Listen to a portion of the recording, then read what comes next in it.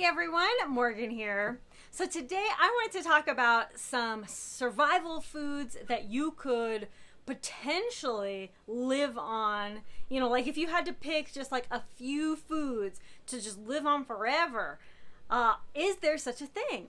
Preppers and survivalists alike have said that the potato, the almighty potato, now this potato is actually, I've been sprouting this potato so that I can actually grow it, but the almighty potato, you can, basically just live off of this potato throughout your whole life and you'd be fine. Now, technically, the potato does provide all the amino acids that we need in order to sustain a lot of our, nutrients, okay? A lot of what we actually need. And it has a surprising amount of protein in it.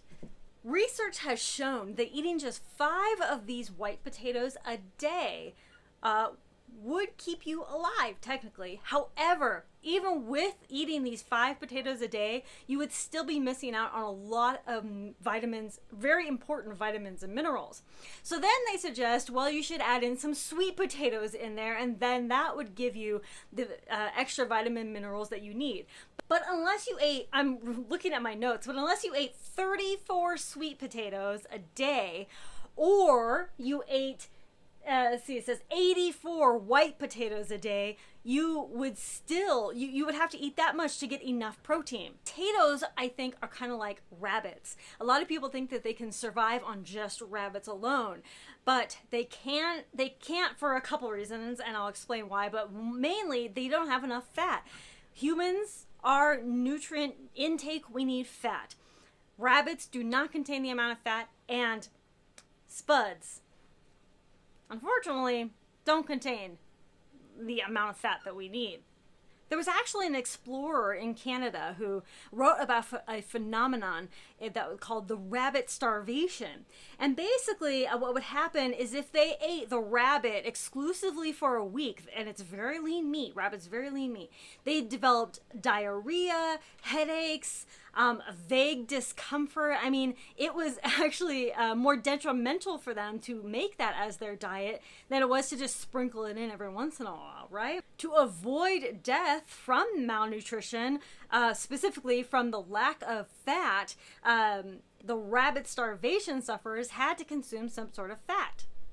There was actually an Australian named, and I have notes here that I keep looking at, is Andrew Taylor, and he ate just potatoes for a year. And there are other barriers besides just malnutrition that has to do with eating one single food for the rest of your life. Now, there was such a thing as the Scottish diet from 100 years ago, that they basically ate potatoes, milk, oatmeal, and with some kale in there too. I mean, most of their diet came from potatoes before the Great Potato Famine, right? There's actually another barrier that's very fascinating in which we as humans can't eat just one food for the rest of our lives. It's called sensory-specific satiety. The more you eat of one thing, the less you can stomach it. Imagine stuffing yourself full of, like, let's say cheesecake, and you are just so full and you can't imagine taking another bite. That's how it feels. If you ever stuffed yourself with any one type of food and then you're just like, oh, I can't eat another bite, that's how you would feel if you ate the same foods over and over and over again. But you would feel this every single day because you'd be coming back to the one thing. I talk about having variety in our food, not just to get the main nutrition, just because you cannot eat the same things over and over and over and over and over again. There is no single vegetable or legume that has all our 9 essential amino acids that humans need in order to build protein and muscles. That's why most human cultures, even before we had the chemistry and the knowledge to put all this information together, all the nutrients and stuff that we need, these past cultures, without knowing any scientific data or anything, they just kind of knew that they needed complementary veggies that together provided all 9 of those amino acids. That's why people couldn't just live on hunting alone. They they grew stuff. So, it wasn't just, I have to hunt for this elk. It's, I have to hunt for this elk, and we also have to grow this corn, right? And we have to have these beans, and we, have to have these fats, and we have to have all of these things in order to have a, balanced, healthy human system. At first, without all the right amino acids, your hair starts to lighten in color and your fingernails get soft. Much worse, your lean body mass suffers. And we're not just talking about your muscle. We're talking about heart failure and organ failure. That's from not getting the proper nutrients out of the foods that we eat, or from multivitamins, or whatever the case may be. And then eating only one type of carb can do that too. Like eating just bread or just pasta can cause organ failure as well. Now, these things may not happen right away, but it will happen over a period of time. So could you eat just one food for the rest of your life?